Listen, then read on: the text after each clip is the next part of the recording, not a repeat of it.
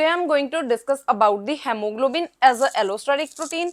After that, factors affecting the oxygen binding affinity of hemoglobin and finally the Bohr's effect. तो सबसे पहले हम discuss करेंगे haemoglobin as a allosteric proteins. Now जो allosteric proteins हैं इनको दो कैटेगरीज में क्लासिफाई किया गया है. First is the homotropic and second is the heterotropic allosteric protein. Now सबसे पहले जो होमोट्रॉफिक एलोस्टेरिक प्रोटीन्स हैं इनमें जो सबस्ट्रेट और जो मॉड्यूलेटर है ये सेम ही सब्सटेंस होता है या फिर सेम कंपाउंड होता है. और अगर हम हेट्रोट्रॉफिक एलोस्टेरिक प्रोटीन्स की बात करें तो इनमें जो सबस्ट्रेट है ये डिफरेंट मॉलिक्यूल होगा और जो मॉड्यूलेटर है ये डिफरेंट मॉलिक्यूल होगा.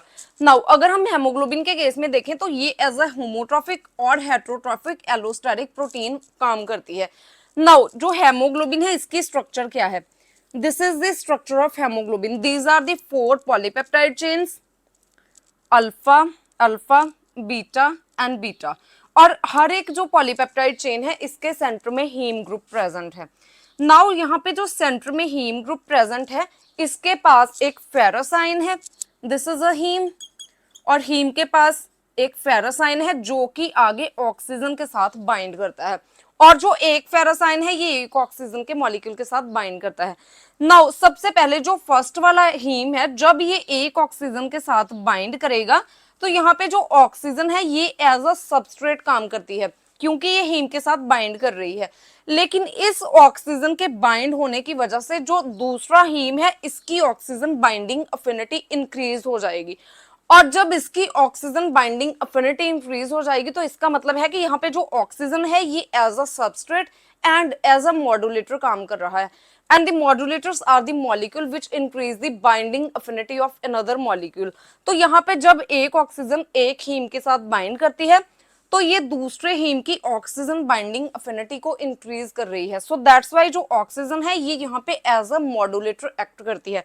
तो उसके बाद जब दूसरा ऑक्सीजन बाइंड कर जाएगा तो इसके बाइंड करने से जो इसकी ऑक्सीजन बाइंडिंग अफिनिटी है इस हीम की ये उससे भी ज्यादा इंक्रीज हो जाएगी. सो इस तरीके से जब ऑक्सीजन जैसे जैसे बाइंड करता है ऑक्सीजन बाइंडिंग अफिनिटी इंक्रीज होती जाती है हीम्स की. तो इसकी जो लास्ट वाला हीम है इसकी सबसे ज्यादा ऑक्सीजन बाइंडिंग अफिनिटी होगी. तो यहाँ पे जो ऑक्सीजन है जब ये बाइंड करता है हीम के साथ तो दूसरे हीम की जो अफिनिटी है ऑक्सीजन बाइंडिंग अफिनिटी है उसको मॉड्यूलेट करता है. So that's why oxygen here is act as a modulator. लेकिन अगर हम हेट्रोट्रॉफिक एलोस्टेरिक प्रोटीन्स की बात करें तो यहाँ पे जो सबस्ट्रेट है ये डिफरेंट है और जो मॉड्यूलेटर है ये डिफरेंट मॉलिक्यूल है. Let's see how. ये है हीम की स्ट्रक्चर जिसमें कि 4 पॉलीपेप्टाइड चेन्स हैं और this is the globin protein portion. Okay, similarly alpha alpha and beta beta. तो ये बाहर वाला ग्लोबुलर प्रोटीन पोर्शन है या फिर globin protein portion and this is the heme. तो यहाँ पे जो सिमिलरली ऑक्सीजन जब बाइंड करेगा तो ऑक्सीजन जो है ये हीम के साथ बाइंड करता है, लेकिन जो ग्लोबिन प्रोटीन है इसके साथ कार्बन डाइऑक्साइड बाइंड करता है. तो सबसे पहले जब यहाँ पे ऑक्सीजन बाइंड करता है हीम के साथ तो जो ऑक्सीजन है इट इज अ सबस्ट्रेट. लेकिन जब यहाँ पे कार्बन डाइऑक्साइड जो है ये ग्लोबिन के साथ बाइंड कर जाएगा तो इसकी वजह से जो ऑक्सीजन की बाइंडिंग अफिनिटी है हीम के साथ ये डिक्रीज हो जाएगी. तो यहाँ पे मॉड्यूलेटर कौन है? Carbon dioxide. लेकिन ये पॉजिटिव मॉड्यूलेशन नहीं कर रहा, यहाँ पे ये नेगेटिव मॉड्यूलेटर के तौर पे रिएक्ट कर रहा है क्योंकि जब कार्बन डाइऑक्साइड बाइंड करता है ग्लोबिन के साथ तो ये ऑक्सीजन की बाइंडिंग अफिनिटी को कम कर देता है. सो दैट्स व्हाई यहाँ पे जो कार्बन डाइऑक्साइड है it is a modulator and it is a negative modulator. जबकि यहाँ पे जो ऑक्सीजन जब मॉड्यूलेटर के तौर पे काम कर रहा था तो ये एक पॉजिटिव मॉड्यूलेशन की एग्जांपल थी, लेकिन here is the negative modulation. और इस तरह की जो कोऑपरेटिविटी है इसे हम बोलते हैं नेगेटिव कोऑपरेटिविटी. लेकिन यहाँ पे जो जब ऑक्सीजन बाइंड करता है तो ये मॉड्यूलेट पॉजिटिवली मॉड्यूलेट करता है oxygen binding affinity of haemoglobin. So that's why this is the example of positive cooperativity. अब हम डिस्कस करेंगे sequential model of oxygen binding to haemoglobin. Now this is the structure of haemoglobin. यहाँ पे 4 polypeptide chains हैं और centre में haem group present है, means 4 haem present है यहाँ पे. लेकिन this is called the deoxy haemoglobin. और जो डीऑक्सी हेमोग्लोबिन है ये टेंस्ड स्टेट में होती है और इसकी ऑक्सीजन बाइंडिंग जो अफिनिटी है ये कम होती है. लेकिन जब ये जो डीऑक्सी हेमोग्लोबिन है जो कि 10 स्टेट में है, जब ये लंग्स के एरिया में जाती है तो वहां पे ऑक्सीजन का पार्शियल प्रेशर बहुत ज्यादा होता है, तो उसकी वजह से यहाँ पे जो फर्स्ट ऑक्सीजन मॉलिक्यूल है ये फर्स्ट हीम ग्रुप के साथ बाइंड कर जाता है। तो यहाँ पे जब ऑक्सीजन बाइंड करता है तो ये दूसरे हीम की अफिनिटी को मॉड्यूलेट करता है, ऑक्सीजन बाइंडिंग अफिनिटी को। तो इस वजह से जो दूसरा हीम है ये रिलैक्स्ड फॉर्म में चला जाता है और बाकी के जो दो हैं ये टेंस्ड फॉर्म में है अभी। उसके बाद यहाँ पे सेकंड ऑक्सीजन मॉलिक्यूल बाइंड करेगा और जब सेकंड मॉलिक्यूल बाइंड करता है ऑक्सीजन का तो ये जो इससे नेक्स्ट वाला हीम है उसको रिलैक्स्ड फॉर्म में लेके जाता है और फिर यहाँ पे थर्ड ऑक्सीजन मॉलिक्यूल बाइंड करेगा, तो जो फाइनल वाला हीम है ये भी रिलैक्स फॉर्म में आ जाएगा और फिर फाइनली जो फोर्थ ऑक्सीजन है ये बाइंड करेगा। So this is the oxy hemoglobin. Now सबसे पहले ये जो मॉडल है it is called this sequential model of oxygen binding to hemoglobin, क्योंकि यहाँ पे जो ऑक्सीजन है ये सिक्वेंशियली हीम ग्रुप्स के साथ बाइंड करती है और जब सबसे पहला ऑक्सीजन बाइंड करता है हेमोग्लोबिन के साथ तो यहाँ पे जो सबसे पहला हीम है इसकी ऑक्सीजन बाइंडिंग अफिनिटी बहुत कम होती है, लेकिन जब एक ऑक्सीजन यहाँ पे बाइंड कर जाता है तो जो नेक्स्ट वाला हीम है इसकी ऑक्सीजन बाइंडिंग अफिनिटी इंक्रीज हो जाती है। तो यहाँ पे जो ऑक्सीजन है ये इसको मॉड्यूलेट कर रहा है ऑक्सीजन बाइंडिंग अफिनिटी को, और उसके बाद जब सेकंड ऑक्सीजन बाइंड कर जाता है तो जो हेमोग्लोबिन की ऑक्सीजन बाइंडिंग अफिनिटी है ये और ज्यादा इंक्रीज हो जाती है और फिर जब थर्ड ऑक्सीजन बाइंड करता है तो अफिनिटी और ज्यादा इंक्रीज हो जाती है और जो फोर्थ ऑक्सीजन है इसकी सबसे ज्यादा हाई अफिनिटी होती है हेमोग्लोबिन के साथ बाइंड करने की। So this is the sequential model of oxygen binding to haemoglobin. Now अब हम डिस्कस करेंगे factors affecting the oxygen binding affinity of haemoglobin. So first factor is carbon dioxide. तो जब कार्बन डाइऑक्साइड की रेशियो ज्यादा होती है तो जो कार्बन डाइऑक्साइड है ये प्लाज्मा में और आरबीसीज में ये वाटर के साथ कंबाइन करती है और जब वाटर जो है ये कार्बन डाइऑक्साइड के साथ कंबाइन करता है तो यहाँ पे H2CO3 नेगेटिव की फॉर्मेशन होती है and this is the carbonic acid. और जो कार्बोनिक एसिड है ये फर्दर ब्रेक डाउन होता है into the HCO3 negative plus H positive ions. Now जो H पॉजिटिव आयंस हैं दीज आर दी प्रोटॉन्स। तो जब भी H positive ions means protons की कंसंट्रेशन इंक्रीज होती है ब्लड में या फिर प्लाज्मा में तो इससे जो ब्लड का पीएच है ये डिक्रीज हो जाता है और जब यहाँ पे पीएच डिक्रीज हो जाती है तो जो हेमोग्लोबिन की ऑक्सीजन बाइंडिंग अफिनिटी है ये भी डिक्रीज हो जाती है। तो इसका मतलब है जब कार्बन डाइऑक्साइड की रेशियो ज्यादा होगी तो ये वाटर के साथ रिएक्ट करके कार्बोनिक एसिड की फॉर्मेशन करेगा और फाइनली ये ब्रेक होता है into the bicarbonate ion and into the protons. और जब प्रोटॉन्स की रेशियो ज्यादा होती है तो जो पीएच है ये डिक्रीज हो जाती है और जब भी पीएच डिक्रीज होती है तो जो ऑक्सीजन बाइंडिंग अफिनिटी है ये भी डिक्रीज हो जाती है हेमोग्लोबिन की। Now second is the BPG.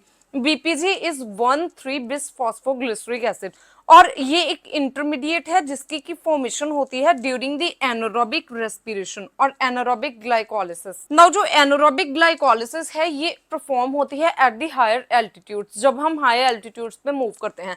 तो इस कंडीशन में जब एनारोबिक ग्लाइकोलिसिस होती है तो जो बीपीजी का लेवल है ये बहुत ज्यादा इंक्रीज कर जाता है बॉडी में।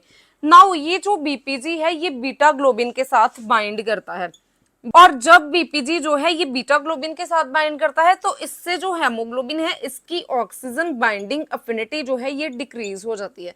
तो जो बीपीजी है ये भी ऑक्सीजन बाइंडिंग अफिनिटी को डिक्रीज करता है हेमोग्लोबिन की। नाउ यहाँ पे एक तो एडल्ट हेमोग्लोबिन है एंड एडल्ट हेमोग्लोबिन जो है इसमें 2 अल्फा एंड 2 बीटा चेन्स होती हैं। तो इसमें जो बीटा ग्लोबिन ये प्रेजेंट है तो इसलिए जो एडल्ट्स हैं इनको जो बीपीजी है ये ज्यादा अफेक्ट करता है क्योंकि जो बीपीजी है ये बीटा ग्लोबिन के साथ बाइंड करता है।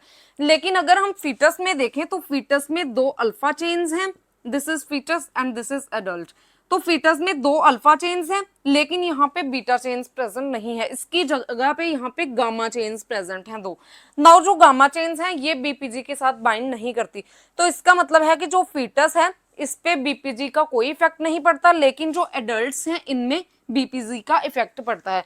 सो अब हम देखेंगे कि जो मदर है ड्यूरिंग द प्रेगनेंसी अगर बीपीजी का अमाउंट इंक्रीज हो रहा है बॉडी में तो इस केस में क्या होता है कि जब मदर में बीपीजी का लेवल इंक्रीज हो जाता है तो यहाँ पे ऑक्सीजन बाइंडिंग अफिनिटी डिक्रीज हो जाती है और जो ऑक्सीजन है ये डिसोसिएट हो जाती है फ्रॉम द मदर ब्लड और मदर एचबी और ये मूव करता है through the placenta to fetus और जो फीटल ग्लोबिन है ये इस पे बीपीजी का कोई असर नहीं पड़ता, तो इसलिए जो फीटस है इसके हेमोग्लोबिन के साथ ऑक्सीजन बाइंड कर जाएगी यहाँ पे to form the oxy hemoglobin. Now अब हम डिस्कस करेंगे effect of pH on oxygen binding affinity of hemoglobin. तो जब भी पीएच डिक्रीज होती है तो इससे जो H पॉजिटिव कंसंट्रेशन है ये इंक्रीज हो जाती है। So H positive are the protons और ये बाइंड करते हैं विद द बीटा ग्लोबिन। तो जो बीटा ग्लोबिन है जब इसकी प्रोटोनेशन होती है तो यहाँ पे जो आयनिक इंट्रैक्शंस हैं ये इंक्रीज हो जाती हैं। इसकी वजह से जो ऑक्सीजन बाइंडिंग अफिनिटी है हेमोग्लोबिन की ये डिक्रीज हो जाती है and this effect of pH on oxygen binding affinity of haemoglobin is called the Bohr's effect. So Bohr effect का मतलब है कि जब कम पीएच की वजह से जो ऑक्सीजन बाइंडिंग अफिनिटी है हेमोग्लोबिन की ये भी डिक्रीज हो जाती है तो इसे हम बोलते हैं बोहर्स इफेक्ट। नाउ जब भी पीएच की वजह से ऑक्सीजन बाइंडिंग अफिनिटी डिक्रीज हो जाती है तो यहाँ पे जो ऑक्सीजन डिसोसिएशन कर्व है हेमोग्लोबिन का which is a sigmoid curve, this is a sigmoid curve. This side the percentage of saturation of oxygen which is denoted by Y and this side is the partial pressure of oxygen. तो यहाँ पे जब भी pH decrease हो जाएगी तो ये जो कर्व है ये राइट साइड की तरफ शिफ्ट हो जाएगी, मींस इस तरीके से ये शिफ्ट हो जाएगी। तो जब ये राइट साइड मूव करती है कर्व यहाँ से तो इसका मतलब है कि जो ऑक्सीजन बाइंडिंग अफिनिटी है हेमोग्लोबिन की ये और ज्यादा डिक्रीज हो गई है फर्स्ट, और सेकेंडली जो ऑक्सीजन का पार्शियल प्रेशर है ये और ज्यादा चाहिए ताकि जो ऑक्सीजन है ये हेमोग्लोबिन के साथ बाइंड कर सके। तो यहाँ पे जब भी पीएच डिक्रीज होती है तो इससे जो सिग्मोइड कर्व है which is the oxygen dissociation curve of haemoglobin ये राइट साइड की तरफ मूव करती है and same is happen with the increase in carbon dioxide concentration. तो जब कार्बन डाइऑक्साइड की कंसंट्रेशन ज्यादा होगी और जब पीएच जो है ये कम होगी तो यहाँ पे जो सिग्मोइड कर्व है ये राइट साइड की तरफ मूव करेगी, मींस जो ऑक्सीजन बाइंडिंग अफिनिटी है हेमोग्लोबिन की ये बहुत ज्यादा डिक्रीज हो जाएगी और यहाँ पे ऑक्सीजन का और ज्यादा पार्शियल प्रेशर चाहिए ताकि जो हेमोग्लोबिन है इसके साथ ऑक्सीजन बाइंड कर सके। So this is all about the hemoglobin as a allosteric protein. After that factors affecting the oxygen binding affinity of hemoglobin and Bohr's effect. If you have any type of query regarding this topic, please ask me in comment section, and if you find the content useful, please like and share the video and subscribe my channel Biology on Earth.